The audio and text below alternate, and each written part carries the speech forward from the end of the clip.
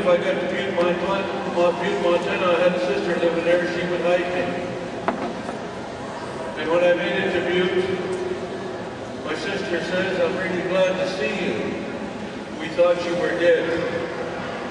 But we have to go home. Pop is real sick and they don't expect you to make it. And that was a real scary moment for me. Because I knew I had to go back and face the kids that I left.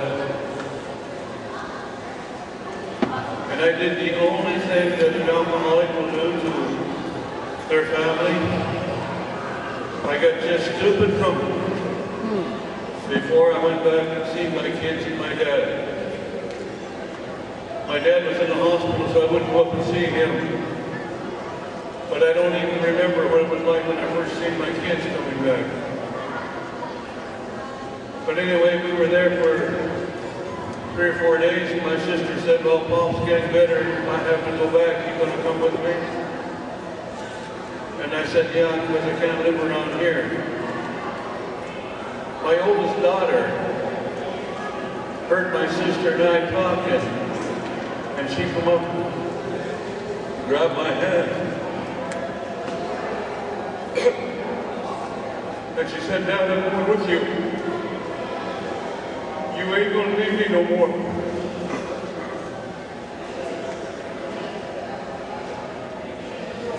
So I took her and my youngest boy, who was just bouncing around from room to room, with my brothers and sister. Nobody really wanted him or loved him. But they took him because they pitied him, because of his dad being a drunk like Skid Row.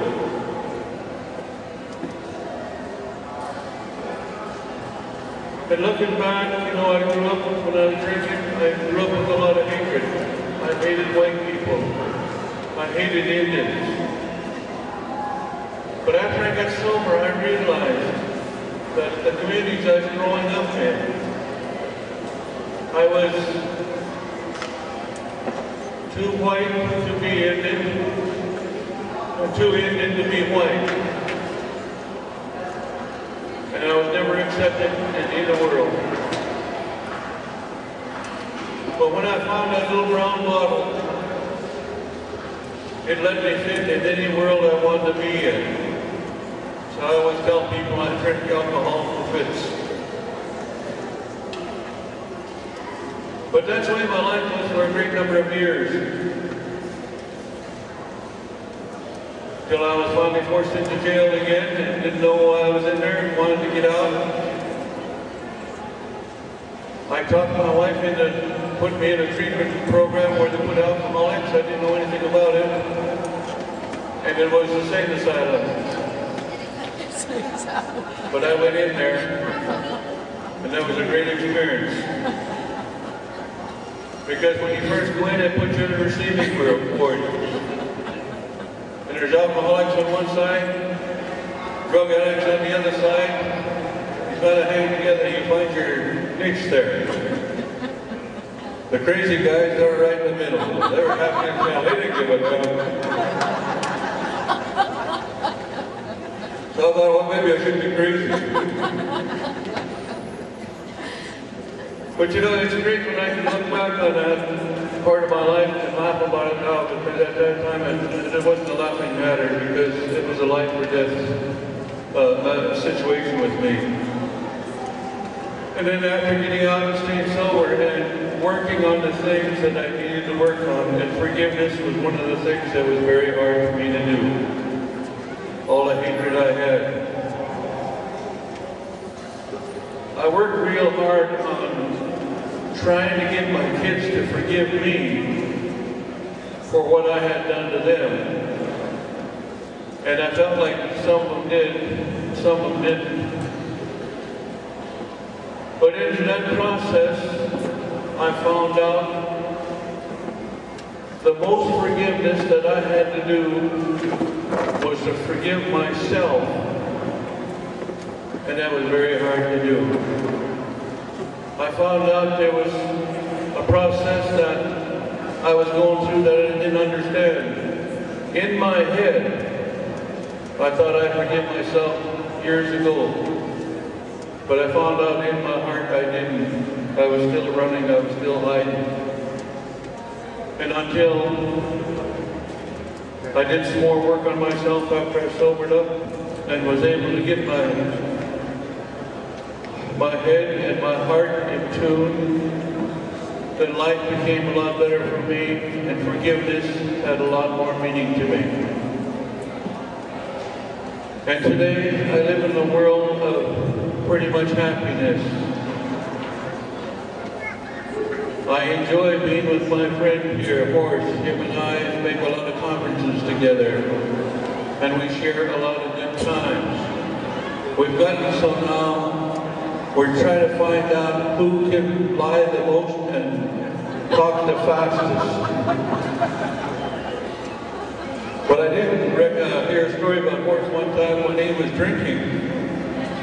He was going up the street when the Catholic nuns were dressed in habits and they all looked alike.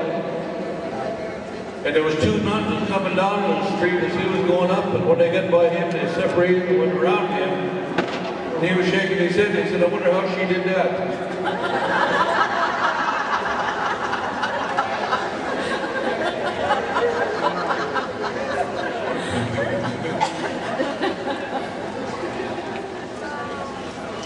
But you know, that's the great part of life today. When we can really have fun and look over to the person sitting next to us and see them as a human being and not look at their skin color.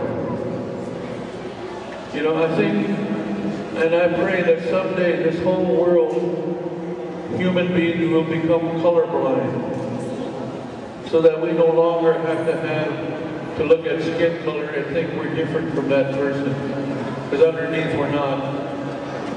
Everybody here in this room, their blood bleeds red just like mine does. And I'm still working and still trying to be a forgiving person and continue to work on forgiveness, because that's a big part of my life. That's what's going to keep me sober and keep me happy. And with that, I want to thank each and every one of you here and tell each and every one of you I love you dearly, even if you don't like me.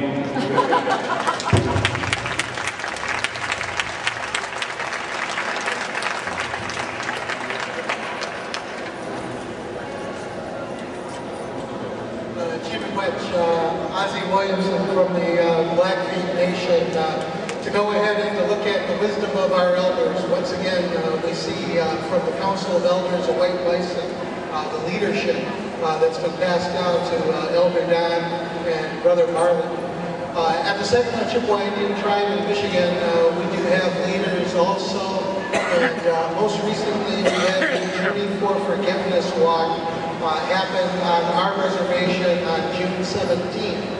And Hunter Genia, our behavioral health administrator, he has an opportunity to work with a lot of recovering alcoholics and drug addicts at our residential treatment center.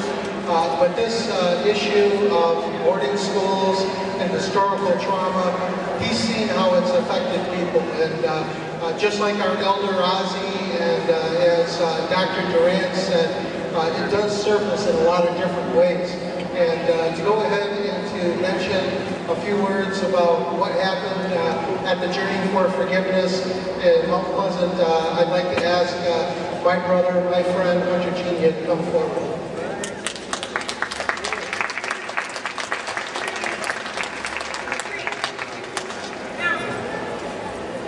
Check. I'll just stop from here. Bonjour. You said in addition, guys, my pleasant bonjour, what was your sheet or that? Chief question got picture here, my name is Hunter Genia, and as Joe mentioned, I'm the director for Behavioral Health Services for Saginaw Chippewa Tribe. And about 3 months ago, we were asked if Mount Pleasant would host a Journey for Forgiveness event. And Mount Pleasant, for those of you that aren't familiar, in Michigan, There was only 2 Indian boarding schools in Michigan.